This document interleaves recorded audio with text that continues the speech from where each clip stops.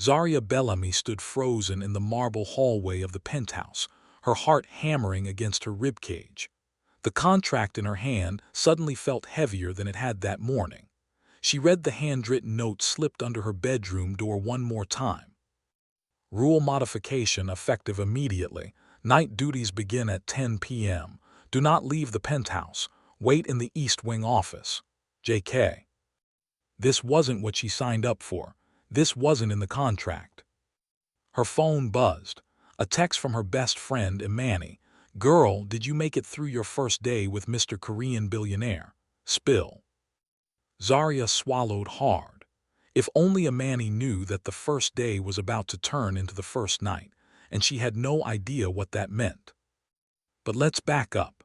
Let's go back to where this all started 72 hours ago, when Zaria Bellamy was just a broke college graduate with a dream and a whole lot of student debt.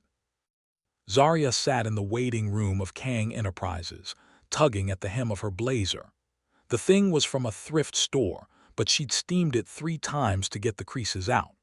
Around her, other candidates waited for women in designer suits, men with leather briefcases that probably cost more than her rent. She shouldn't be here. She knew that. An executive assistant position at one of the biggest tech companies in Seattle. With her experience, which was basically managing her college dorm's newsletter and organizing her cousin's wedding, she was out of her league. But the salary listed could change her life. It could pay off her mama's medical bills. It could get her little brother into that coding camp he'd been dreaming about. It could finally give her family some breathing room. So here she sat, pretending she belonged. Zaria Bellamy. A woman with pin-straight black hair and a tablet called her name. Zaria stood, smoothed her skirt, and followed the woman down a corridor lined with floor-to-ceiling windows overlooking the Seattle skyline. They stopped at a pair of massive double doors. "Mr. Kang will see you now," the woman said, her expression unreadable. Zaria stepped inside. The office was enormous, minimalist, modern, with abstract art on the walls and a view that made her breath catch. But what really made her freeze was the man standing by the window. Yi-Won Kang. She'd seen his picture online, of course. Forbes featured him in their 30 Under 30 issue 2 years running, but photographs didn't capture the presence he had. Tall, broad-shouldered, with perfectly styled dark hair and a jawline that could cut glass. He wore a black suit that fit him like it was painted on, and when he turned to face her, his eyes dark and intense locked onto hers. "Miss Bellamy," he said. His voice was deep, with just the slightest accent. "Sit." It wasn't a request. Zaria sat. Yi-Won moved to his desk, opening a folder in her folder, she realized. Her resume. Her life summarized in bullet points that suddenly seemed incredibly inadequate. "Your qualifications are limited," he said bluntly. Zaria's stomach dropped. "Sir, but I'm a fast learner." His eyes flicked up to hers. "Your qualifications are limited, but your references are outstanding. Professor Hamilton says you're the most organized person he's encountered in 20 years of teaching.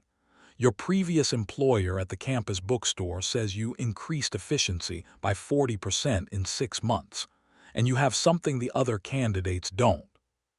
He paused. Zaria held her breath.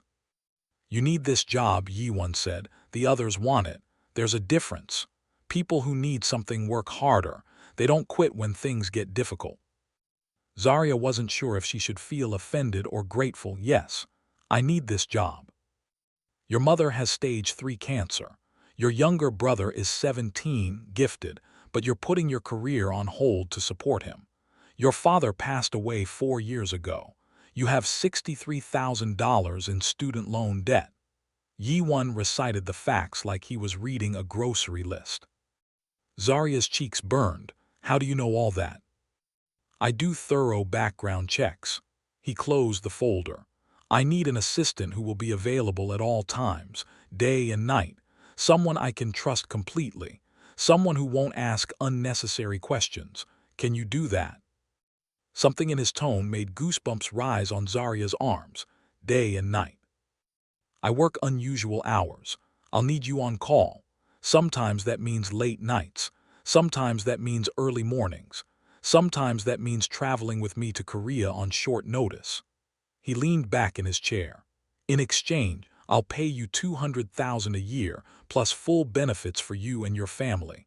Your mother will have access to the best oncologists in the country through our healthcare plan. Zarya's mind went blank. 200,000. That was more than she dreamed of making in 5 years. Before you answer, understand this. I value loyalty and discretion above all else. You'll sign an NDA. You'll see and hear things that cannot leave my office. If you breach that trust, the consequences will be severe, legally and professionally. His gaze pinned her to the chair. Do we have an understanding? Zarya's mouth was dry. Every instinct screamed that there was more to this than he was saying. But the number echoed in her head. 200,000. Her mama could get treatment.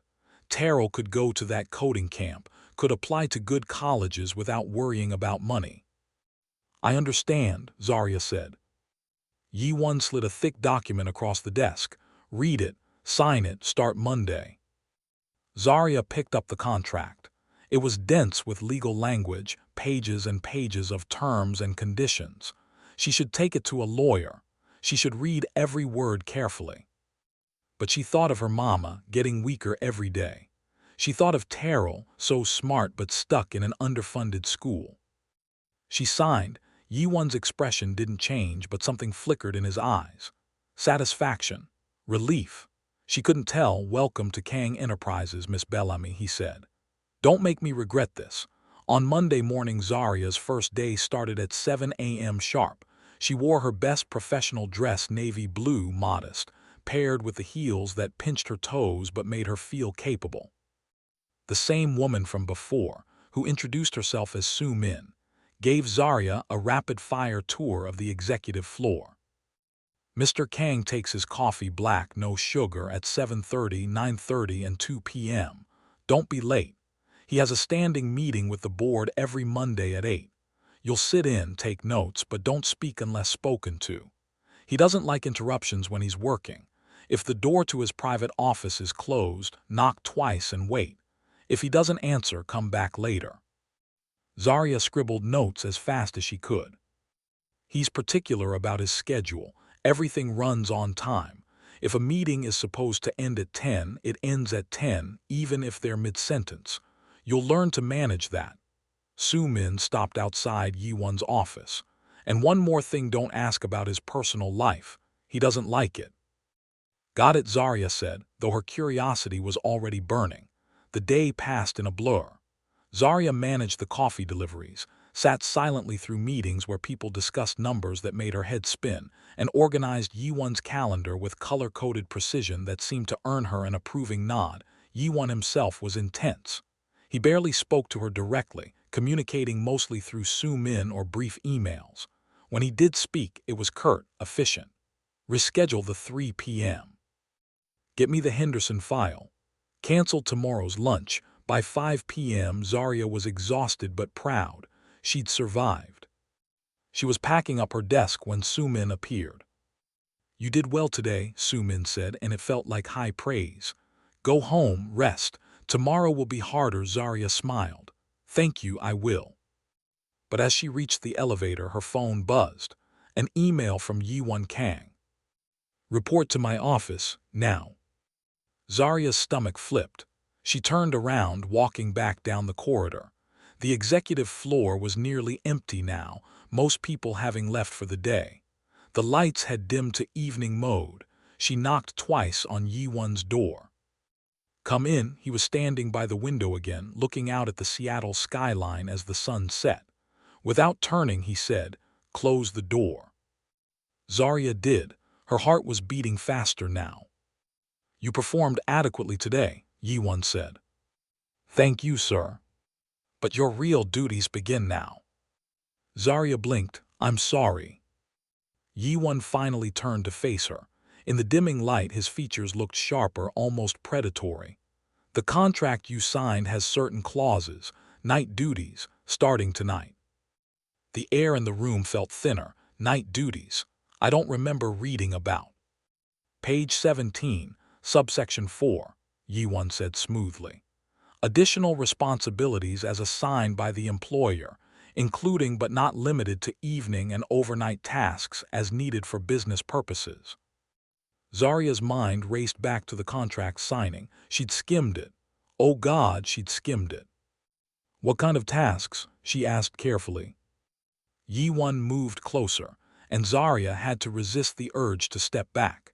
He pulled a folder from his desk drawer and handed it to her.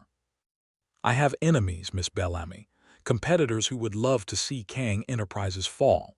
I've recently acquired information about corporate espionage within my own company. Someone is leaking sensitive data. His expression was unreadable. I need someone I can trust to help me find out who. Someone who won't be suspected because they're new. Someone who can observe without being obvious. Zarya opened the folder. Inside were photographs of various employees, notes about their schedules, their access levels. You want me to spy on people? Zarya asked slowly. I want you to pay attention, report anything unusual. Some of this work will require late nights, access to the building after hours, discretion. Yi-won's eyes bored into hers. This is why I'm paying you what I'm paying you, Miss Bellamy. Are you still willing to do what's necessary? Zarya thought about her mother. The medical bills. Terrell's future, yes, she said. Good. Yi-won checked his watch. Your first assignment. There's a file on the server that was accessed last night at 2 a.m. I need you to find out who accessed it and make copies of everything they viewed. You'll need to use my personal login. We'll be working together. Tonight. Tonight, Zarya repeated. Is that a problem? It absolutely was. She told Terrell she'd be home for dinner, but the look in Yi-won's eyes told her that this was a test. No problem, Zarya said. Yi-won's lips curved into something that might have been a smile. Then let's begin. If you're already hooked and wondering what Zarya just got herself into, hit that like button. And comment below. Is Yi-won trustworthy, or is Zarya making the biggest mistake of her life? Subscribe because this is just the beginning, and trust me, things are about to get way more complicated. The next 4 hours were surreal.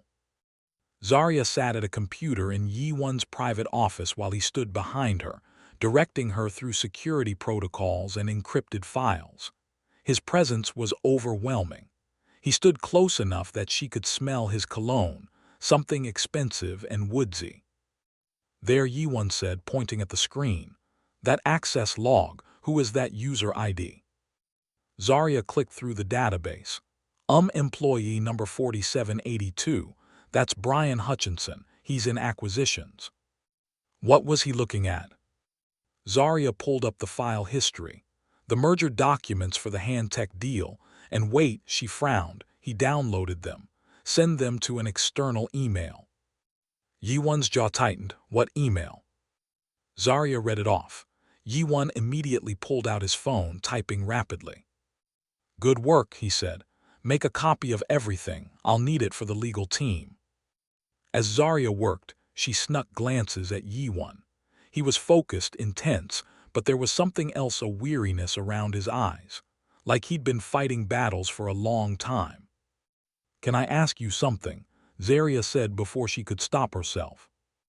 Yi-won looked at her. What? Why me, really? There were dozens of more qualified candidates, people with experience in whatever this is. For a long moment, Yi-won was silent. Then he said, because everyone else has an agenda. They want something from me, connections, money, a step up the corporate ladder. But you, he tilted his head. You just want to take care of your family. That's refreshing, and it makes you trustworthy. Zarya didn't know what to say to that. Finish up, Yi-won said, his tone returning to business. Tomorrow night we have another assignment, be ready. Zarya nodded, but as she saved the files and logged out, a thought nagged at her. She'd signed up to be an assistant, but what was she really becoming? 1 week later, Zarya fell into a strange routine. Days were normal, managing Yi-won's schedule, sitting in meetings, handling correspondence. But nights were different. 3 times that week, Yi-won called her back after hours. Once to help him analyze financial records for discrepancies. Once to sit in on a video call with his contacts in Seoul, translating documents, thank God for her minor in Asian studies. And once to accompany him to a late-night meeting with a potential investor at a downtown hotel, where she took notes and observed everything. She barely saw Terrell. She missed dinner with her mama twice. Imani started joking that Zarya had been abducted by aliens. But the paycheck hit her account, and when Zarya saw that number, the full amount, just as promised, she knew it was worth it. Still, something felt off. Yi-won was demanding but fair. He never yelled, never belittled her. In fact, he occasionally asked her opinion, which shocked her. But there was a distance to him, a wall she couldn't penetrate. Until Friday night. Zarya was at her desk, finishing up some reports, when Yi-won emerged from his office. It was nearly 9 p.m. Most of the building was empty. "Miss Bellamy," he said, "do you have plans tonight?" Zarya looked up surprised. No, just heading home, come with me." It wasn't a question. Zarya grabbed her bag and followed him to the elevator. They rode down in silence, and when the doors opened, they walked to the parking garage. Yi-won led her to a sleek black car, some luxury brand she didn't recognize. He opened the passenger door. "Get in." Zarya hesitated. "Where are we going?" "You'll see." Every true crime podcast Zarya had ever listened to screamed at her not to get in the car. But this was her boss. This was part of the job. She got in. Yi-won drove through the city, the streets slick with rain. Classical music played softly from the speakers. Zarya's nerves were on fire. Finally, he pulled up to a small Korean restaurant tucked into a side street. The sign was in Hangul, the windows glowing warmly. "You brought me to dinner?" Zarya asked, confused. "You haven't eaten," Yi-won said, turning off the engine. "I haven't eaten. We've both been working 14-hour days, come on." Inside, the restaurant was cozy and nearly empty. An elderly Korean woman greeted Yi-won with obvious delight, speaking rapid Korean. He responded in kind, and they hugged like old friends. They sat at a corner table. Yi-won ordered for both of them without asking what Zarya wanted, which should have annoyed her but somehow didn't. "This is my aunt's restaurant," Yi-won said as they waited for the food. "She's not actually my aunt, but I've known her since I moved to Seattle 10 years ago. She makes the best kimchi jjigae outside of Seoul." It was the most personal thing he'd ever told her. "You've been in Seattle for 10 years, Zarya asked. "Yes, I came here for university, Stanford actually. Then I started my company here." He paused as his aunt brought out banchan, small dishes of kimchi, seasoned vegetables, and pickled radish. "My family is still in Korea. They want me to come back, run the family business." "Why don't you?" Yi-won's expression hardened. "Because I don't want to be what they want me to be. I want to build something of my own." The food arrived, steaming bowls of stew, perfectly grilled fish and rice. It smelled incredible. They ate in comfortable silence for a while. Then Yi-won said, "You're doing well, Miss Bellamy, better than I expected." Zarya nearly choked on her rice. "Thank you. The night work doesn't bother you." "It's an adjustment," Zarya admitted, "but I can handle it." "Your brother Terrell, how is he?" Zarya blinked, surprised he remembered. "He's good, excited about the coding camp this summer, thanks to this job." Yi-won nodded. "Family is important. Don't forget that, even when work gets demanding." There was something in his voice, regret maybe. Zarya wanted to ask more, but the wall came back up. Yi-won finished his meal and signaled for the check. On the drive back, Zarya's phone buzzed. A text from an unknown number. "Ask your boss what really happened to his last assistant." Zarya's blood went cold. She stared at the message. "Something wrong?" Yi-won asked, glancing at her. Zarya quickly locked her phone. "No, nothing." But her hands were shaking. "What happened to his last assistant?" Saturday morning. Zarya couldn't sleep. She lay awake, staring at the ceiling, that text message burning in her mind. At 6 a.m., she gave up and grabbed her laptop. She typed into Google, Yiwon Kang assistant. Articles about Kang Enterprises popped up, press releases, Forbes features. But then, buried on the third page, she found something. A news article from 2 years ago. Kang Enterprises assistant leaves suddenly, cites personal reasons. Zarya clicked it. Miranda Chen, executive assistant to CEO Yiwon Kang, has left her position effective immediately. Sources close to the situation say Chen cited personal reasons, though some employees speculate about the demanding nature of the role. Chen could not be reached for comment. Miranda Chen. Zarya searched for more, but there was nothing. It was like Miranda had disappeared. Zarya's phone rang, making her jump. Yiwon. Miss Bellamy, his voice was tense, I need you at the office. Now it's Saturday, the line went dead. Zarya dressed in record time and rushed to the office. When she arrived, Yiwon was packing his office, his usually perfect composure cracked. What's wrong? Zarya asked. He handed her his tablet. On the screen was an email from an anonymous sender.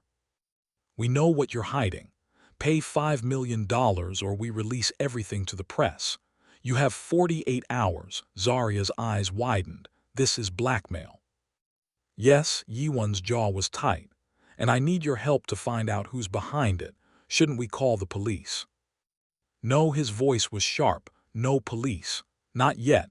This is corporate espionage, Miss Bellamy. If word gets out that Kang Enterprises is vulnerable, our stock will tank. Investors will pull out. We handled this privately. Zarya's mind was racing.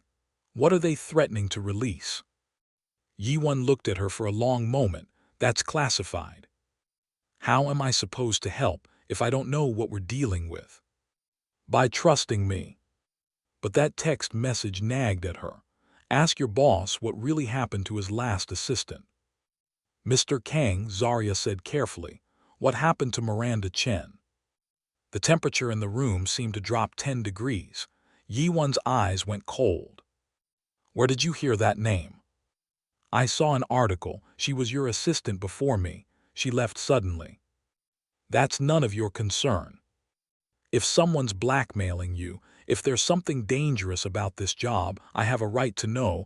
You have a right to do your job and ask no questions. Yiwon's voice was ice. That was the agreement. Zarya's temper flared. The agreement was for me to be an assistant, not to walk into some corporate thriller without knowing what's at stake. For a moment, Yiwon looked like he might explode. Then, to Zarya's shock, his shoulders sagged. You're right, he said quietly. Zarya hadn't expected that. Yiwon moved to the window, staring out at the gray Seattle morning. Miranda was my assistant for 3 years. She was good at her job, excellent actually. And then she found out something about my family, about my past. She tried to use it against me. Zarya's heart pounded. What did she find out? That's still classified, Yiwon said, but she wanted money, a lot of it. When I refused, she threatened to go to the press. So I gave her a choice. Leave quietly with a generous severance and sign an NDA, or I'd bury her career so deep she'd never work again. And she chose to leave. Yes, Yiwon turned to face her. I'm not a good man, Miss Bellamy. I'm ruthless when I need to be. I protect what's mine at all costs. If that frightens you, you can leave right now. I'll pay you for the month and release you from your contract. It was an out, a clean escape. But Zarya thought about her mama, about Terrell, about the fact that, despite everything, Yiwon had been nothing but fair to her. I'm not leaving, Zarya said, but I need you to be straight with me. What are we really dealing with? Yiwon studied her for a long moment, then he nodded. Someone inside the company is working with an outside party to sabotage me. They have information about my family's business in Korea, information that could destroy not just my reputation, but my family's. I need to find out who the mole is before they release anything. And you think I can help because I'm new? No one suspects me. Exactly, Zarya took a deep breath. Okay, where do we start? The corner of Yiwon's mouth lifted, not quite a smile, but close. We start by setting a trap. The plan was dangerous.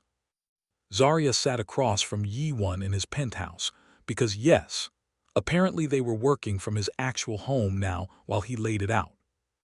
We're going to leak false information, Yiwon said, pulling up a document on his laptop, 3 different versions of a fake acquisition deal. We'll send each version to a different suspect. Whichever version gets leaked to the blackmailer tells us who the mole is. Zarya studied the list of names. Brian Hutchinson from before plus 2 others, Destiny Park, a senior analyst, and Kevin Lau, head of security. These are the only people with high-level access who have exhibited suspicious behavior, Yiwon explained. One of them is selling me out. And what do you need me to do? You'll be my eyes and ears. I'm bringing you to the Monday executive meeting as my assistant. You'll observe everyone's reactions when I mention the acquisition. Take notes on body language, who seems nervous, who asks too many questions. Zarya nodded slowly. I can do that, there's more. Yiwon's expression was serious. This week I'm hosting a company gala. It's an annual fundraiser, but this year I'm using it as cover. The blackmailer will be there, I'm certain of it. They'll want to see if I'm rattled. You'll attend as my +1. Zarya's eyes widened. You're +1. We need to sell the idea that you're someone I trust implicitly, someone I'd confide in. It'll make you a target for whoever's trying to get information. Yiwon's gaze was steady. They'll approach you, try to befriend you, maybe offer you money to spy on me. When they do, you'll play along. This was way beyond assistant duties. This was spy-level stuff. What if something goes wrong? Zarya asked. I'll be watching you the entire time. You won't be in real danger. He paused. But I understand if this is too much. I can find another way. Zarya thought about it. The smart thing would be to walk away. But something in her, maybe stubbornness, maybe curiosity, maybe the fact that she was starting to care about seeing this through, made her say, I'm in. Yiwon's eyes held something like respect. Then we start preparing, tonight. Zarya didn't own anything appropriate for a high society gala. That became immediately clear when Yiwon asked what she planned to wear, and she mentioned the one cocktail dress she owned, a burgundy number from Target that she'd worn to her cousin's wedding. No, Yiwon said simply. Sumin will take you shopping tomorrow, company expenses. I can't let you buy me clothes. It's for work, Yiwon interrupted. You're representing Kang Enterprises. You need to look the part. Which is how Zarya found herself in an upscale boutique the next afternoon, trying on dresses that cost more than her monthly rent. Sumin sat outside the dressing room, scrolling through her phone with the bored efficiency of someone who'd done this many times before. Try the emerald one, Sumin called. Zarya pulled on the dress. It was stunning silky fabric that hugged her curves perfectly, a deep green that made her brown skin glow. She stepped out. Sumin looked up and nodded approvingly. That one. Mr. Kang will approve. Something about the way she said it made Zarya pause. Does he do this often? Buy dresses for employees? Sumin's expression was unreadable. You're not just any employee, are you? Before Zarya could ask what that meant, Sumin stood. We'll take this one and the shoes to match. Jewelry too. An hour later, Zarya left the boutique with bags full of clothes she never could have afforded herself, feeling like Cinderella and a fraud all at once. Monday, the executive meeting. Zarya wore her new power suit, tailored, professional, and expensive. She felt like a costume version of herself. The executive meeting room had intimidating floor-to-ceiling windows, a massive table, and a dozen high-level employees who all looked at Zarya like she was a puzzle they couldn't solve. Yiwon sat at the head of the table, commanding and controlled. Zarya sat to his right with her tablet, ready to take notes. Let's begin, Yiwon said. First order of business, the acquisition. Everyone leaned forward slightly. We're in final negotiations to acquire a Seoul-based AI development firm, Yi-won continued smoothly. The deal is worth $300 million. It's confidential until the contracts are signed.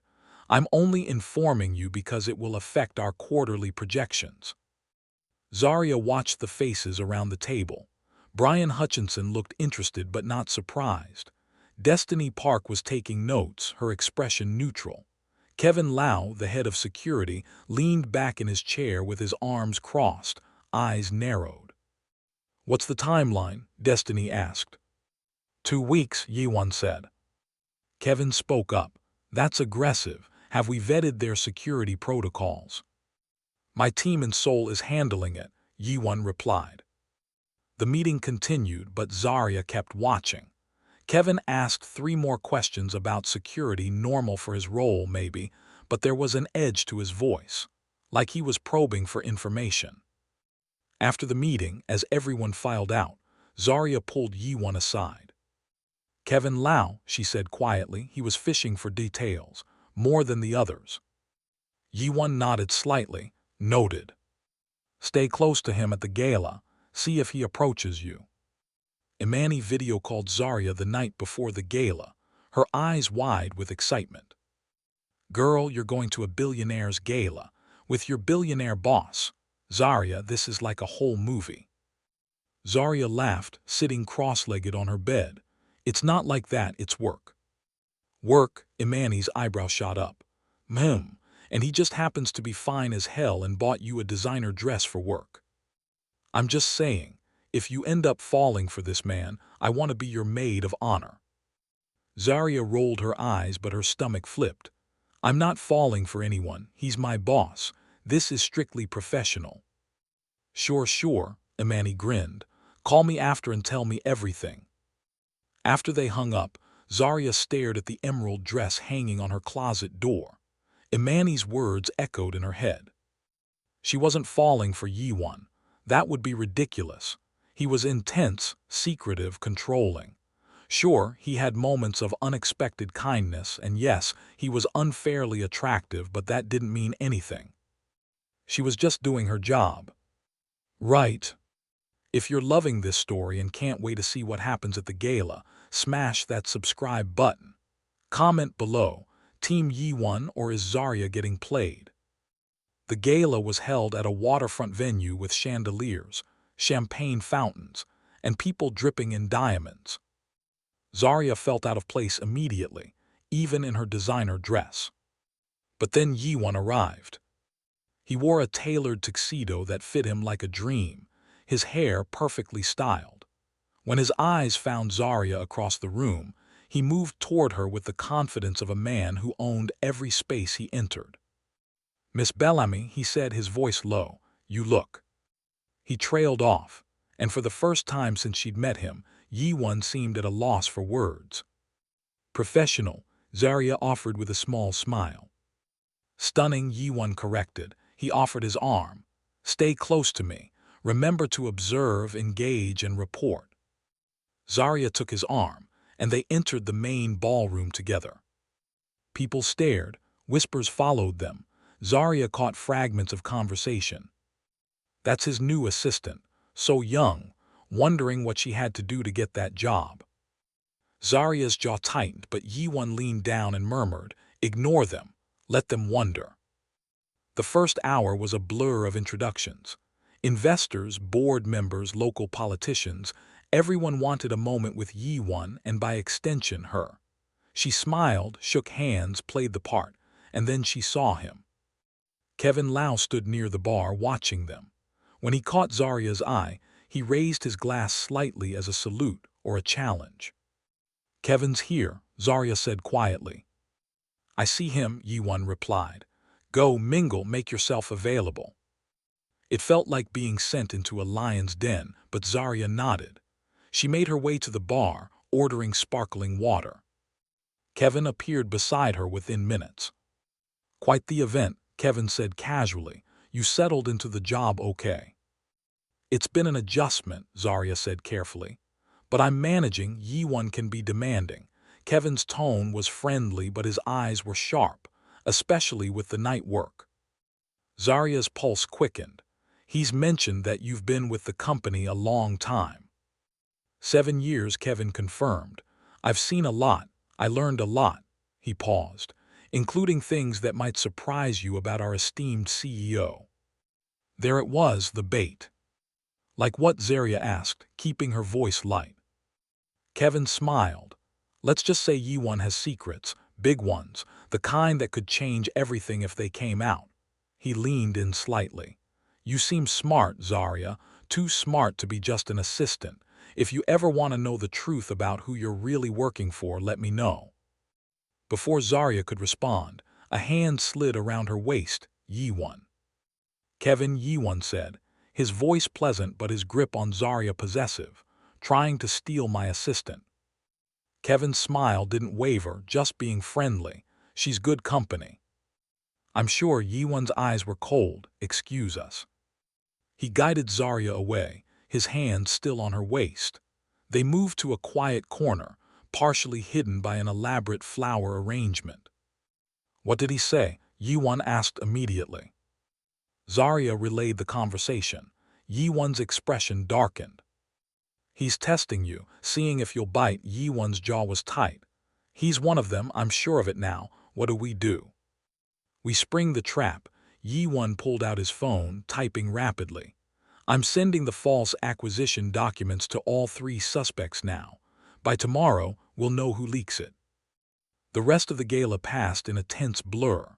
Zarya stayed by Yiwon's side, playing the role of trusted confidant. She caught Kevin watching them multiple times, his expression calculating. At the end of the night, Yiwon drove Zarya home himself. They sat in the car outside her apartment building, the engine idling. You did well tonight, Yiwon said. Thanks. Zarya hesitated, then asked, Can I ask you something personal? Yiwon's guard went up immediately. Depends on the question. Why is this so important to you? I mean, I get that it's your company, your reputation, but this feels deeper than that. For a long moment, Yiwon was silent. Then he said, My family built an empire in Korea. Kang Industries manufacturing tech, real estate, worth billions, but it was built on corruption, backroom deals, exploitation. When I came to America, I wanted to build something clean, something I could be proud of, but my past keeps following me. The secrets I'm trying to protect, they're not just about me. They could destroy my family, and despite everything, they're still my family. It was the most honest he'd ever been with her. I understand, Zarya said softly. Yiwon looked at her, really looked at her, and for a moment something shifted between them. The air felt charged, then his phone buzzed. Episode 1 ends here. Thank you for watching. If you enjoyed the story, please like, share and subscribe to my channel. Also click on the notification bell, so that you will get notified whenever a new story comes up. You can also go ahead to tell me the country you are watching from, so that I can make a story for you.